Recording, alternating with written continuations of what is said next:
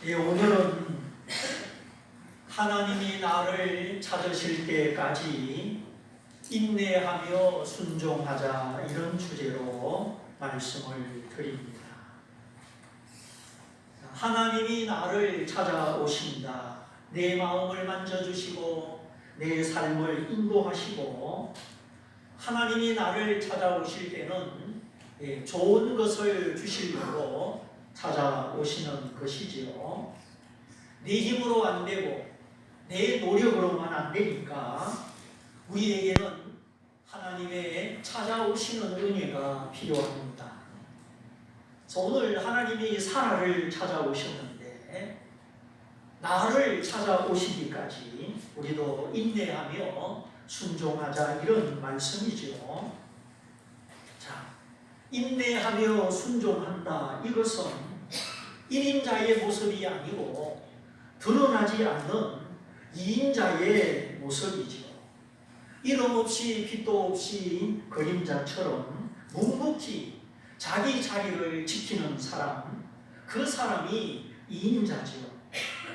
자, 1등, 2등, 4장, 부사장, 1등 밑에 2등, 4장 밑에 부사장, 그것도 어떤 의미에서 2인자라고 할 수 있겠지요.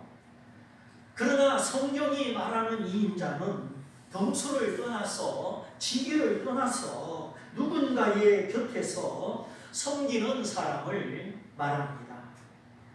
조력자, 돕는 자, 자기 이름, 얼굴, 존재를 드러내지 않고 언제나 곁에 머물러 섬기는 사람, 조력하는 사람, 하나님이 이런 사람을 기뻐하십니다.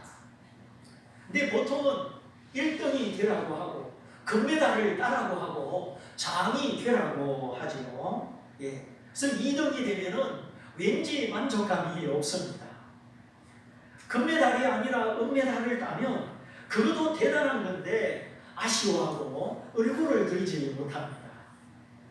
과연 이것이 성경적인 모습이고 올바른 자세인가 생각해 볼 필요가 있지요. 사람들은 왜 그렇게 1등에 매달리고 금메달에 매달릴까요? 성공에 대한 욕구, 높아짐에 대한 욕구 때문이죠. 존재의 가치, 만족의 가치는 사라지고 소유의 가치, 높아짐의 가치가 이 세상을 지배하고 있습니다. 그래서 사람들이 자기 자신을 기뻐하지 못합니다. 자신이 자신을 사랑하고 자신이 자신을 격려해야 되는데, 그러한 자존감보다도 남을 흉내내고 남을 부러워하고, 그러니까 행복하지 못하지요. 정말 내가 괜찮은 사람이면서도 이 행복감을 느끼지를 못합니다. 소크라테스는 너 자신을 알라, 그렇게 말했는데 하나님은 너 자신을 사랑하라, 그렇게 말씀하십니다. 사람이 만일 온 천하를 얻고도 자기 자신을 잃어버리면 무엇이 유익하겠느냐. 너 자신을 사랑해라, 너 자신의 가치를 알아라 하는 것이지요. 그래서 하나님은 우리 한 사람 한 사람을 소중하게 여기십니다. 그래서 우리 자신도 자기를 소중하게 여기는 법을 배워야 합니다. 그래서 주님이 이렇게 말씀하셨죠. 먼저는 하나님을 사랑해라. 마음을 다하여, 뜻을 다하여, 힘을 다하여 하나님을 사랑해라. 그리고 너의 이웃을 너의 몸처럼 사랑해라. 이 두 가지 계명이 성경에서 가장 큰 계명이다. 그래서 사랑은 율법의 완성이요, 사랑은 이웃을 해치지 않는다. 모든 계명은 사랑 안에서 다 이루어졌다 하였습니다. 그래서 하나님 사랑, 이웃 사랑, 이것이 계명의 완성이요, 가장 큰 계명입니다. 그래서 첫째는 하나님을 먼저 사랑하시기를 바랍니다. 왜냐하면 하나님을 사랑하면 자기 자신을 사랑하게 됩니다. 이것이 세상이 줄 수 없는 하나님의 은혜입니다. 하나님을 미워하면 자기 자신도 미워하게 됩니다. 이것이 인간의 이성이 미치지 못하는 은혜의 영역이죠. 우리 사람은 하나님이 지으셨고 하나님을 떠나서는 살 수 없는 존재이기 때문에 성경이 하나님을 먼저 사랑하라는 것은 하나님을 사랑할 때 비로소 우리가 자기 자신을 진정으로 사랑할 수 있기 때문입니다. 그리고 자기 자신을 사랑하면 이웃을 사랑하게 됩니다. 근데 자기 자신을 미워하는 사람은 이웃을 사랑할 수가 없어요. 이것이 사랑의 연결이고 사랑의 놀라운 공명입니다. 그래서 우리가 하나님의 은혜를 알고 우리가 하나님을 사랑하면 하나님을 사랑하는 사람은 자기 자신을 사랑하게 되고 자신을 사랑하는 사람은 이웃을 사랑하게 된다. 그렇습니다. 내가 아닌 남을, 내가 아닌 이웃을 우리가 어떻게 사랑할 수 있습니까? 정말 이웃을 사랑하는 것이 그렇게 쉬운 일입니까? 혹시 이웃과의 갈등이 있습니까? 이웃이 싫어서 이사 가려고 하십니까? 근데 그 마음을 바꾸지 않고는 이사 가도 소용이 없어요. 곰을 피하다가 범을 만나게 됩니다. 요나는 하나님을 피하여 도망가다가 풍랑을 만나고 재미를 뽑으니 요나가 뽑히고 바다에 던지니 큰 물고기가 삼켰지요. 결국 요나는 그 냄새나고 숨막히는 물고기 창자 속에서 회개를 하게 되죠. 자, 어려운 이웃을 만나고 인생을 살다가 어려운 숙제를 만날 때 피하여 도망가지 말고 하나님 앞에 나아가서 하나님을 만나시기 바랍니다. 하나님 앞에 나아가서 하나님을 만나면 내가 왜 이런 어려운 이웃을 만났는지, 내가 왜 이런 어려운 숙제를 만났는지 알게 되고 그것이 도리어 내게 약이 되는 것을 깨닫게 됩니다. 우선 피하고 우선 도망가면 능사 같은데 능사가 아닙니다. 빚이 있는데 도망간다고 빚이 해결됩니까? 병이 있는데 병원에 안 간다고 해결이 됩니까? 근데 우선 피하고 보자, 도망가고 보자, 그것이 인간의 연약함이죠. 제가 아는 친척은 번듯한 직장을 다녔는데 깜깜한 시골길을 가다가 그만 사람을 치고 급해가지고 도망을 가버렸어요. 사람이 두려우면 도망을 가잖아요. 그래 차량 뺑소니가 되어서 직장도 못 나가고 숨어서 몰래 지내는데 결국은 참 안타깝게도 알코올 중독자가 되고 말았습니다. 직면할 수 있는 용기, 솔직할 수 있는 용기, 하나님의 사랑 안에서 자기 자신을 사랑할 수 있는 용기가 필요합니다. 내가 나 자신을 사랑하고 내가 나 자신을 격려하고 이런 현상을 심리학적으로 어떻게 말할 수 있겠습니까? 긍정적인 마인드, 자존감 그런 것 가지고는 부족한 것 같습니다. 하나님의 사랑은 참으로 신비하고 능력 있는 사랑이라서 그걸 심리학적으로 표현을 할 수가 없는 것이죠. 그래서 사람이 자기를 사랑한다. 물론 이기적인 자기 사랑, 이웃을 멸시하는 자기 도치적인 자기 사랑, 그런 사랑 말고 나와 이웃 사이에 간격이 없고 나와 이웃 사이에 차별이 없는 진정한 자기 사랑, 이웃을 포용하는 자기 사랑, 이런 것이 필요합니다. 얼마나 좋습니까? 하나님을 사랑하고 자신을 사랑하고 그래서 이웃을 사랑하되 자신처럼 사랑한다. 그러면 이웃과 다툴 일이 없고 가인이 자기 동생 아벨을 죽인 것처럼 그런 일이 일어나지 않죠. 사랑하는 사람을 어떻게 해치며 어떻게 죽일 수가 있겠습니까? 그런데 하나님이 부담스럽고 나 자신도 부담스럽고 이웃도 부담스럽다. 만일 그렇다면 그것이 얼마나 무거운 짐입니까? 하나님을 생각할 때 내가 부담스럽다. 그래서 하나님이 안 계셨으면 좋겠어. 하나님이 나를 간섭하지 않았으면 좋겠어. 이것이 하나님을 피하여 내가 왕이 되어 내 마음대로 살고 싶어하는 인간의 죄입니다. 청소년들은 가능하면 어른 눈에 안 띄려고 하죠. 인간의 죄는 하나님을 제쳐놓고 자기가 스스로 왕이 되려고 하는 것입니다. 복당의 욕구, 지배하려는 욕구, 모든 것을 내 뜻대로 해야 되고 내 욕심대로 해야 되는 내 성질대로 해야 만족하는 사람, 이런 사람은 사실 만족이 없고 이웃과의 화평도 없는 것이죠.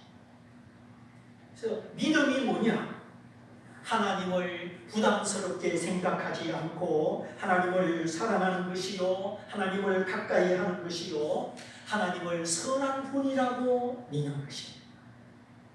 이렇게 하나님을 생각할 때 부담이 아니라 기쁨이 되고 힘이 되고 이런 사람은 하나님으로 말미암아 자기 자신을 사랑하게 됩니다. 하나님이 내 아버지이심을 기뻐하고 하나님이 언제나 살아계시니 감사하고 하나님의 존재 때문에 하나님의 선하심 때문에 모든 소망이 살아나는 것입니다. 이처럼 하나님이 내게 부담이 아니라 기쁨이 되고 힘이 되는 사람, 그 사람은 자기 자신을 사랑하게 되고 또한 이웃을 사랑하게 되는 것입니다. 그래서 하나님 사랑, 자기 사랑, 이웃 사랑, 이것이 하나가 되어버립니다. 끊을 수 없는 하나가 되어버리죠. 바로 여기에 평화가 있고 천국이 있는 것입니다. 세상 억만금을 다 가져도 사랑할 수 없는 사람은 결코 행복할 수가 없다는 것을 알아야 합니다. 그래서 반대로 하나님을 생각하면 부담스럽고 나를 생각해도 부담스럽고 누구누구 이웃을 생각해도 부담스럽고 이 삼중 부담, 무거운 짐을 지고 어떻게 가벼운 인생을 살 수가 있겠습니까? 그러므로 우리 자신을 낮추고 겸손히 하나님을 모시어 드리며 하나님을 순종해야 합니다. 하나님은 결코 우리를 무겁게 하려고 부담 주려고 우리를 찾아오지 않습니다. 네. 자, 13년 만에 침묵을 깨뜨리고 또다시 아브라함을 찾아오신 하나님. 그러나 하나님은 하나님의 모습으로 찾아오신 것이 아니라 사람의 모습으로 찾아오셨습니다. 아브라함이 보기에 사람 셋이 눈에 보이는 거죠. 마물의 상수리 숲을 겹채에 세 사람이 서 있습니다. 아브라함의 눈에 분명히 사람 셋이라고 하였습니다. 그런데 또 이렇게 말씀하죠. 여호와께서 마무리 상수리 숲을 근처에서 아브라함에게 나타나십니다. 네. 하나님이라고 하면 전능자, 창조자, 초월자, 여호와는 하나님의 인격성, 내재성, 우리 곁에 계시는 하나님의 임재를 의미합니다. 그러므로 하나님은 높고 높은 삼천천에도 계시고 지금 성령으로 말미암아 우리 안에도 계십니다. 여호와는 사람 곁에 사람과 교제하시고 나와 함께 친교를 나누시는 하나님의 인격성, 하나님의 내재성을 의미합니다. 그래서 하나님은 멀리 계시지 않습니다. 하나님은 영이십니다. 하나님은 영이시기 때문에 어디든지 계십니다. 언제든지 계십니다. 육체가 아닌 영이기 때문에 졸지도 않습니다. 주무시지도 않습니다. 꿈속에도 찾아오시고 대낮에 환상 중에도 찾아오십니다. 특별히 하나님은 말씀 가운데 계시기 때문에 하나님은 우리 입에 계십니다. 내 입술이 하나님의 말씀을 선포하고 하나님의 말씀으로 악한 자를 꾸짖을 때 하나님은 내가 믿고 선포하는 그 말씀 가운데 계십니다. 그래서 우리는 부정적인 소리, 원망하는 소리를 하면 안 되는 겁니다. 그런 부정적이고 원망하는 소리는 사단을 부르는 소리이기 때문이죠. 그래서 사람은 말 한마디에 천냥빚을 갚기도 하고 말 한마디에 사람을 죽이고 살리기도 합니다. 살고 죽는 권세가 혀에 있으니 그 혀가 말하는 대로 그 복을 받을 것이다. 그래서 언제나 믿음의 말, 감사의 말, 축복의 말, 이런 말을 통하여 사람을 살리고 자신을 살리고 하나님의 복을 부르는 것입니다. 영이신 하나님, 인격이신 하나님, 내 곁에 나를 찾아오시는 하나님, 오늘 내 고민과 희망을 다 아시는 하나님, 내 속에 내재하시는 하나님이십니다. 아브라함의 시대에 성경도 없었고 교회도 없었죠. 그래서 여호와 하나님이 친히 나타나셨습니다. 하나님이 나타나셨다. 하나님의 현현, 하나님의 실제를 우리의 감각 속에 나타내시는 거죠. 그때 아브라함이 어디에 있었습니까? 장막문 앞에 텐트 입구에 앉아 있었습니다. 그때가 낮 12시 정오점이었죠. 안 그래도 중동 지방이 더운데 낮 12시 얼마나 더운 시간입니까? 그래 아브라함이 텐트 속에 있지 못하고 그래도 바람이라도 맞을까 지금 텐트 입구에 앉아 있었는데 지나가는 나그네 처음 보는 사람 세 사람을 발견합니다.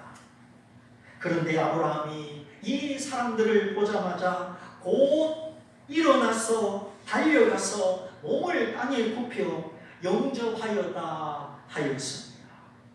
숨쉬기조차 어려운 중동 지방의 낮 12시.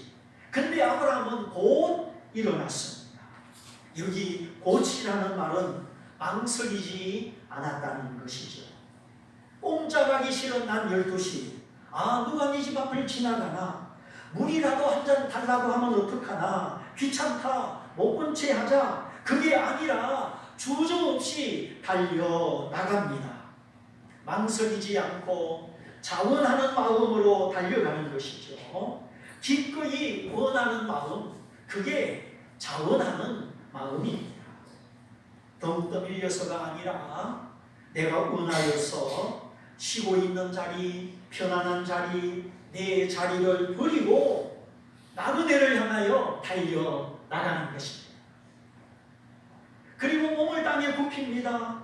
상대방에 대한 존경의 자세요. 나를 낮추는 자세죠. 그리고 말하기를 내 주여, 종이 군주에게 하듯이 종이 주인에게 하듯이 나의 주인이여, 내가 주인에게 은혜를 입었으면 그냥 지나가지 마시고 물을 가져오리니 발을 씻으시고 나무 아래 씻어서 떡을 조금 가져오겠습니다. 이걸 드시고 힘을 내어 지나가십시오. 다른 이유는 없습니다. 당신들이 저에게 오셨기 때문입니다. 아브라함의 텐트 가까이 온 것도 아니고 저기 상수리 나무 앞에 옆에 서 있는 것 뿐인데 아브라함은 그거를 자기 집을 방문하였다고 하면서 적극 영접을 하는 겁니다. 네 말대로 그리하라. 아브라함이 그 대답을 듣자마자 사라에게 달려갑니다. 속히 고운 가루 세 서화를 가져다가 반죽하여 떡을 만들라. 영어 성경을 보아도 한글 성경을 보아도 명령형으로 되어 있습니다. 그리고 왜 지금 떡을 만들어야 되는지, 지금 이 시간에 만들어야 되는지 아무런 설명이 없습니다.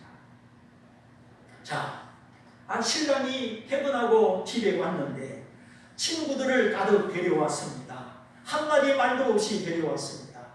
밥상 차려라, 술상 차려라. 옛날 어머니들은 다 순종했는데 요즘 세대들은 모르겠어요. 그런데 오늘 성경에서 이 아브라함의 섬김과 사라의 순종을 눈여겨볼 수 있습니다. 그 낮 12시 뜨거운 시간 벌떡 일어나서 손님들을 대접하는데 아브라함은 자기 아내 사라에게 무슨 설명이 없습니다. 해명이 없습니다. 불쑥하는 날 고운 가루 3인분 세 서화를 가지고 반죽하여 떡을 만들어라. 그 당시는 맷돌을 돌려서 가루를 만들기 때문에 고운 가루를 만드는 것은 수공이 많이 들어갑니다. 통밀가루는 통밀가루지만 아주 곱게 박은 고운 가루를 사용해라. 아브라함이 재료의 성격까지 고운 가루를 사용하라고 말합니다. 그리고 명령조로 말합니다. 속히 하라고 말합니다. 아무 설명이 없습니다.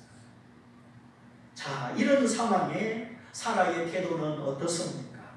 즉각 순종합니다. 말없이 순종합니다. 무슨 일이냐? 누구를 위해서냐? 가만히 있어도 뜨거운 시간에 또 뜨거운 화덕 앞에 앉아 떡을 구워야 되느냐? 이런 아무 말이 없습니다. 기도하는 사람은 말이 없는 분입니다. 순종은 말이 없이 하는 것이죠. 신뢰함으로 하는 것입니다. 무슨 말을 하든지 내게 유익하다 신뢰함으로 하는 것이죠. 그래서 원망과 불평이 없는 것입니다. 그리고는 짐승떼에 달려가서 빛을 흐리는 놈이 아니라 아주 기름지고 좋은 송아지를 취하여 종들에게 주니 아브라함의 종들이 급하게 요리합니다. 그래서 버터와 목마르지 말라고 우유 그리고 송아지 요리를 진설하죠. 3년 전인가 혜린이 아빠하고 횡성에 가서 한우를 먹었는데 얼마나 싱싱하고 맛있는지. 그렇게 맛있는 고기는 처음 먹어봤습니다. 싱싱하기도 하고 숙성을 잘 시켰는지 그렇게 맛있는 거예요. 아들이 없어도 사람을 잘 만나니까 그런 대접도 하고, 여러분도 하나님을 기쁘시게 하고 사람 잘 만나는 복을 받으시기를 바랍니다. 사람 잘 만나면 하나님의 은혜가 있죠. 자, 이렇게 요리하여 진설하고 다 잡술 때까지 아브라함이 웨이터처럼 곁에 서서 모십니다. 얼마나 매너가 좋습니까? 그리고 다 먹고 나서 이 세 사람이 합창을 하듯이 대뜸 하는 말, 너의 아내 사라가 어디 있느냐? 뜬금없이 사라를 찾는 겁니다. 진짜 지나가는 보통 나그네 같으면 사라의 이름을 알 수 있습니까? 없습니까? 알 수가 없지요. 그런데 너의 아내 사라가 어디 있느냐? 아브라함의 아내 사라의 이름을 딱 부르면서 찾는 겁니다. 이 셋 중에 둘은 천사요, 한 분은 몸을 입고 이 땅에 오신 구약의 그리스도이십니다. 오늘 읽은 성경 다음에 이 세 사람이 소돔과 고모라 성으로 가서 그 타락상을 확인하고 심판하기로 결정을 내립니다. 소돔과 고모라는 심판받기 전에 하나님의 사자들의 방문을 받았습니다. 그러나 아브라함의 가정은 하나님의 언약이 이루어지고 하나님의 복을 받기 위하여 이 세 사람의 방문을 받습니다. 하나님의 사랑을 받으며 우리가 인내하고 순종하여 늘 1인자가 아니라 겸손히 섬기는 2인자로서 충성하며 살아가면 다 심판받는 가운데서도 복을 받습니다. 나를 드러내지 않고 우리가 언제나 2인자로 곁에 부름받은 사람으로 살아가는 것은 보통 신앙이 아니면 할 수 없는 삶의 자세이죠. 내가 나타나야 되고 내가 앞장서야 되고 내가 1등을 해야 되고 이것이 이 세상의 가치요 세상의 분위기지만 하나님은 참 겸손함을 원하시고 섬기는 자세를 원하시고 내 얼굴이 드러나지 않아도 2인자가 되어서 언제나 곁에서 조력자로 돕는 자로 살아가는 것을 하나님은 또한 기뻐하시고 그런 사람에게 복을 주십니다. 그런데 다 넘어지고 실패하는 사람은 언제나 1등하고 호령하고 앞장서려고 하다가 그만 쓰러지는 모습을 보게 됩니다. 네, 바로 이것이 하나님의 신실함이요 경건함을 지키고 신앙의 훈련을 즐겨받는 하나님의 백성들이 받는 복입니다. 너희 안에 사라가 어디 있느냐 보소서 저기 장막 안에 있습니다. 성경을 잘 살펴보면 내 아브라함의 텐트는 뭐 종들의 텐트, 곡식 창고 많이 있었는데 아브라함이 사용하는 텐트는 2개인 것 같아요. 앞에 있는 텐트는 손님을 영접하는 응접실 텐트고 저 뒤에 있는 텐트는 사라의 텐트, 안방 마님의 텐트죠. 저기 안쪽의 텐트에 있습니다.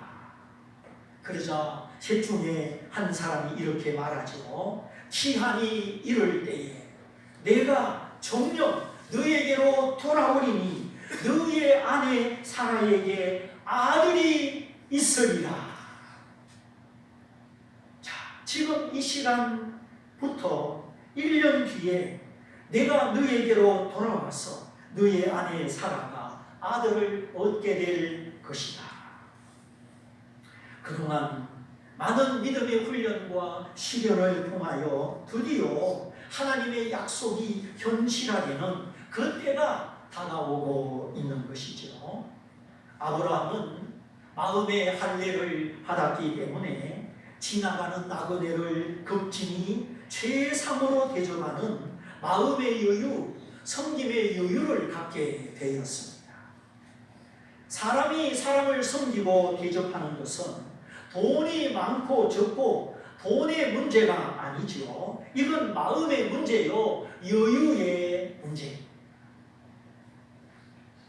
내가 억울한 일을 당해도 하나님의 아신다 믿고 언제나 2인자의 자리에서 그림자처럼 섬기고 그래도 만족하고 기뻐하는 것은 다 마음의 여유의 문제입니다. 근데 항상 어떤 되려고 하면 내 얼굴, 내 이름을 나타내려고 하면 거기에 이제 많은 시험이 일어나게 되죠. 그래서 아무리 가진 것이 많아도 마음의 여유가 없으면 대접할 엄두가 나지 않는 것입니다. 그러나 아브라함은 할례를 순종함으로 그 마음의 불안, 근심, 조급함을 베어버렸습니다. 우리가 하나님 앞에 온유하여지면 이렇게 이웃을 돌아볼 수 있고 지나가는 나그네도 나와 상관없는 사람도 손해와 이익을 떠나서 섬길 수 있는 섬김의 여유를 가지게 되는 것입니다.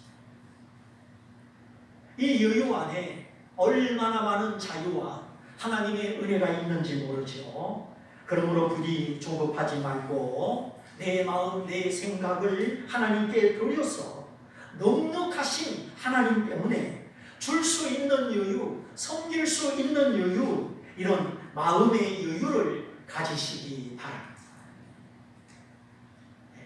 차량 트렁크에는 물건을 몇 개 넣지 못합니다. 그러나 창고 속에는 얼마든지 넣을 수가 있습니다. 이 마음의 여유, 믿음의 여유, 섬김의 여유, 줄 수 있는 여유, 사랑할 수 있는 여유가 큰 창고처럼 풍성하시기를 바랍니다. 이것이 인생의 승리요, 인생의 즐거움입니다. 그래서 조바심, 근심, 불안한 마음, 욕심, 그건 여유가 아닙니다. 거기는 인생의 즐거움이 없습니다. 내가 아무리 부자라도 마음이 좁은 사람은 결코 인생의 즐거움이 없습니다. 그러므로 사람은 반드시 자기 성찰과 회개와 애통을 통해서 내면의 변화를 이루어야 되고 하나님의 은혜를 받아야만 되는 것입니다. 지난주 말씀처럼 성격이 아니라 성품으로 살아야 합니다. 자, 하나님과 함께 산전수전 다 겪은 아브라함. 그런데 한때는 실패했지요. 약속의 말씀을 믿지 못하고 인내하지 못하고 하갈을 취하여 불신앙의 열매를 맺고 말았습니다. 그 일 때문에 13년 동안 하나님이 침묵하시고 아브라함의 신앙의 여정에 공백기가 찾아오지요. 그래서 아브라함이 자기를 돌아보고 애통하고 회개하고 이제 하나님이 무슨 말씀을 하시든지 순종할 자세를 갖추게 됩니다. 그래서 아브라함은 조급함과 불신의 완고함을 베어버리고 온유와 순종으로 마음의 할례를 받습니다. 그리고 나니까 지나가는 나그네, 나와 아무 상관없는 나그네를 극진히 섬기는 마음의 여유가 생긴 것입니다. 아내도 남편도 자식도 의무감이 아니라 하나님의 사랑으로 하나님의 은혜로 극진히 섬길 수 있는 마음의 여유가 필요합니다. 사라도 마찬가지. 하나님의 약속이 이루어지지 않는다고 남편을 졸라서 억지로 여종 하갈을 통하여 아들을 낳게 합니다. 그게 사라의 계획이고 사라의 작품이었죠. 그러자 하갈이 주인의 아들을 잉태하였다고 여주인 사라를 멸시하죠. 나는 이렇게 금방 아기를 낳았는데 왜 나의 주인 사라는 이때까지 아기를 못 낳았습니까? 하면서 여종이 여주인을 멸시하는 겁니다. 아기를 못 낳는 나 대신 아기를 낳아달라고 했더니 여주인 사라가 종에게 멸시를 당합니다. 여기서 두 여인의 다툼이 시작되고 시기와 질투가 난무하죠. 그래서 사라도 자신의 조급함과 불신앙을 통해서 시기 질투의 늪을 통과하게 되고 믿음의 큰 훈련을 받습니다. 그래서 아브라함도 13년, 사라도 13년이 지나가고 이제 인간의 꾀와 조급함, 시기와 질투가 아니라 잠잠히 기다리는 믿음, 하나님을 바라보는 믿음, 인내하여 나를 바꾸는 믿음, 말없이 질문 없이 절대 순종하는 순종의 자세를 배우게 된 것입니다. 이러한 아브라함의 조건 없는 섬김, 묻지도 따지지도 않는 사라의 절대적인 순종.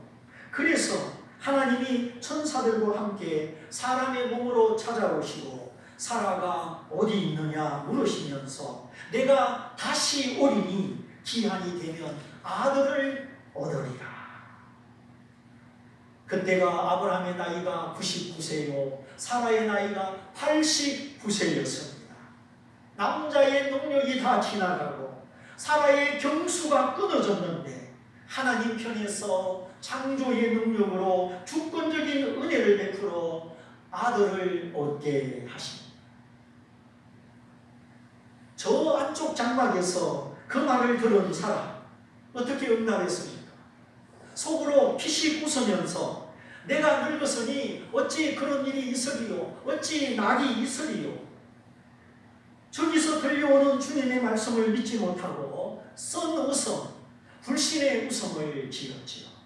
그러자 하는 말, 사라가 어찌 웃으며 어찌 이런 일이 있겠느냐고 말하느냐. 사라가 두려워서 아닙니다, 웃지 않았습니다. 아니다, 네가 웃었느니라. 사라가 속으로 웃었는데 주님이 그걸 다 아시는 거예요. 우리가 속으로 한 말도 주님이 다 아시는 줄 믿으시기를 바랍니다.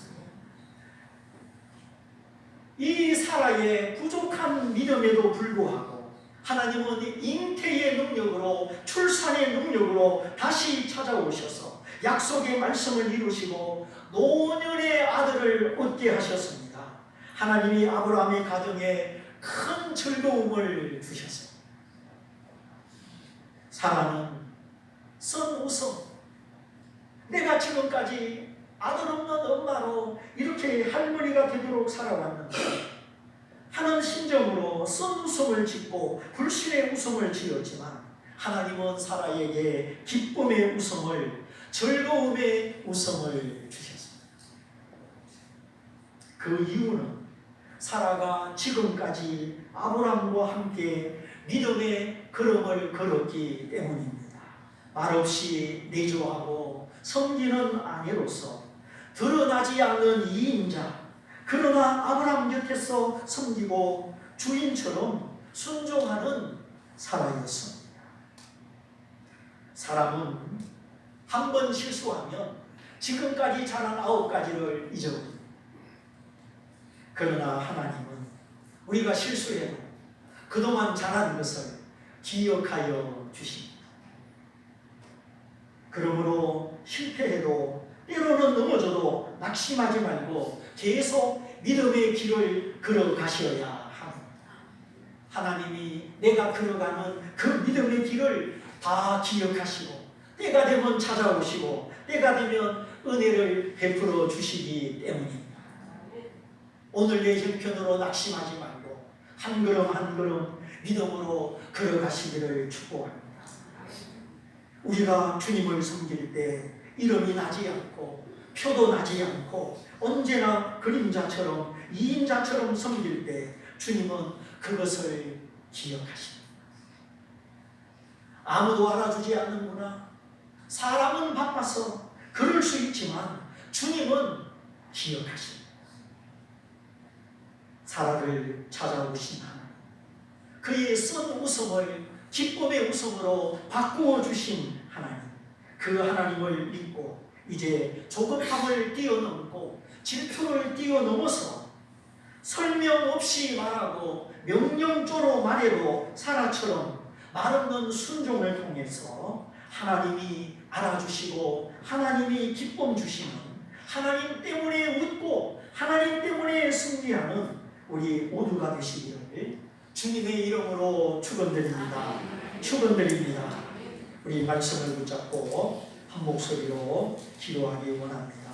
주님, 사라를 찾아오셔서 약속의 말씀을 내가 이루겠다 선포하시고 이루어 주신 하나님, 사라의 쓴 웃음을 기쁨의 웃음으로 바꾸어 주신 하나님, 오늘 저에게도 하나님의 방문하심이 필요합니다. 하나님의 은총이, 하나님의 축복이 필요합니다. 하나님의 때가 반드시 있을 것이니 인내하며 순종하며 아브라함처럼 대가 없는 섬김으로, 무조건적인 섬김으로 주님의 걸음을 따라가는 주의 제자 되게 해 주옵소서. 우리 다 같이 기도하겠습니다. 할렐루야.